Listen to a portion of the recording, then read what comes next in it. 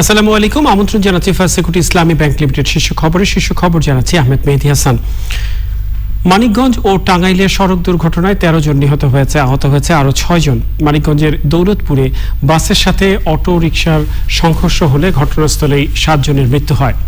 শুক্রবার সকালে রংপুর থেকে ছেড়ে আসা একটি যাত্রীবাহী বাস মির্জাপুর উপজেলার কুর্নি এলাকায় বিকল হয়ে গেলে মেরামতের জন্য রাস্তার পাশে দাঁড় করানো হয়। ঢাকাগামী ট্রাক পেছন থেকে ধাক্কা দিলে বাসটি একটি বাড়ির দেয়াল ভেঙে ঢুকে পড়ে। এতে ঘটনাস্থলেই বাসের 4 যাত্রী নিহত হয় এবং হাসপাতালে নেয়ার পর আরো 2 জন মারা যায়। এই ঘটনায় আহত হয় আরো 5 জন। আহতদের উদ্ধার করে মির্জাপুর কুমুদিনী হাসপাতালে ভর্তি করা হয়েছে। করোনা ভাইরাসে শুক্রবার দুপুর পর্যন্ত 24 ঘন্টায় 24 জনের মৃত্যু হয়েছে। এ পর্যন্ত মোট মৃত্যু 6,772 জন।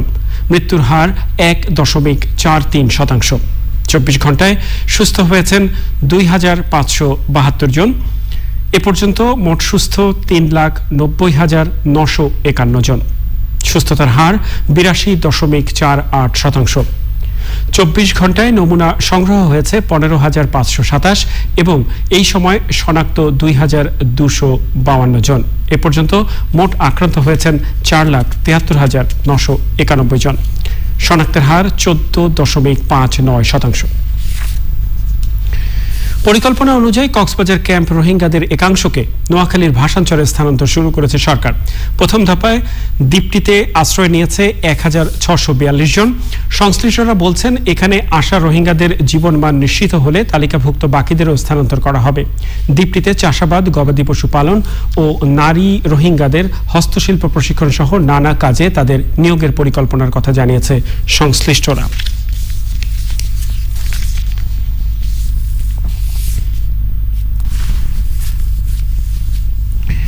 বিশ্বকাপ বাছাই পর্বে আজ মুখোমুখি হচ্ছে বাংলাদেশ এবং স্বাগতিক কাতার। দোহার আব্দুল্লাহ বিন খলিফা স্টেডিয়ামে বাংলাদেশ সময় রাত 10টায় ম্যাচ শুরু হবে। দুদলের প্রস্তুতির খবর জানাতে যোগ দিচ্ছেন সহকর্মী সাদি মাহমুদ। সাদি, আপনি আমাদের আগের সংবাদে যেমনটি জানাচ্ছিলেন বাংলাদেশের পরিকল্পনার কথা এবং দর্শকদের প্রত্যাশার কথা, কি রয়েছে আপনার কাছে সর্বশেষ তথ্য?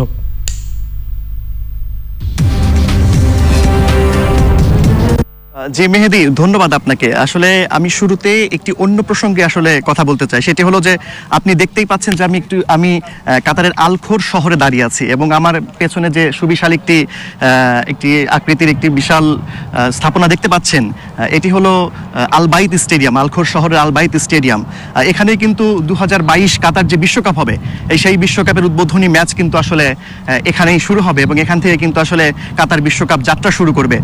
এবং এই স্টেডিয়ামের ধারণ ক্ষমতা 60,000 এবং এর নির্মাণ কাজ এরই মধ্যে শেষ হয়ে গেছে। আপনি দেখতে পাচ্ছেন যে আরবদের ঐতিহ্য তাঁবুর আদলে এই স্টেডিয়ামটি তৈরি করা হয়েছে এবং নির্মাণ শৈলীও চমৎকার। এবং 2022 সালের 21 নভেম্বর কিন্তু 2022 বিশ্বকাপ এই স্টেডিয়াম থেকে যাত্রা শুরু করবে। আর আপনি যেটি বলছিলেন যে বাংলাদেশ এবং কাতারের প্রস্তুতি ম্যাচ বাছাইয়ের যে ম্যাচটি, সেই ম্যাচের আপডেট জানতে চাচ্ছিলেন। গতকাল কিন্তু প্রি ম্যাচ প্রেস কনফারেন্সে জামাল ভুঁইয়া এসেছিলেন, জেমিডে এসেছিলেন, তারা কিন্তু ম্যাচের পরিকল্পনা আমাদের জানিয়েছেন। জেমিডে কিন্তু বলেছেন যে তার দলকে আসলে উপভোগ করে খেলার জন্য কাতারের বিপক্ষে, যেহেতু কাতার অনেক বেশি শক্তিশালী, বাংলাদেশ একটু অপেক্ষাকৃত কম শক্তিশালী, বাংলাদেশকে শুধু আসলে উপভোগ করে ম্যাচটি খেলতে বলেছেন। অন্যদিকে জামাল ভুঁইয়া কিন্তু আসলে ম্যাচটি কোনোভাবেই আসলে ছাড় দিতে রাজি নয়, তাদের সর্বোচ্চটা দিয়ে আসলে জামাল ভুঁইয়া খেলতে চান এবং প্রত্যেকটি পজিশনে যদি বাংলাদেশের খেলোয়াড়রা তাদের সর্বোচ্চটা দিয়ে খেলতে পারেন, অবশ্যই কাতারের বিপক্ষে ভালো একটি আসলে ফলাফল নিয়ে আসলে দেশে ফেরা সম্ভব। আর যারা কাতার প্রবাসী যারা আছেন বাংলাদেশি, তাদের সাথে আমি কথা বলেছি, তাদের অনেকেই টিকিট পেয়েছেন, অনেকেই টিকিট পাননি। যারা টিকিট পেয়েছেন অনেক আগ্রহ নিয়ে অপেক্ষা করছেন যে ম্যাচটি দেখার জন্য, আর যারা টিকিট পাননি তারা বলেছেন যে অন্ততপক্ষে মাঠের বাইরে গিয়ে হলেও আসলে বাংলাদেশকে উৎসাহ দিবেন। তো মেহেদী, সাদি, আপনাকে অসংখ্য ধন্যবাদ। এই ছিল আমাদের হাতে শীর্ষ খবর। ধন্যবাদ সবাইকে এতক্ষণ আমাদের সাথে থাকার জন্য।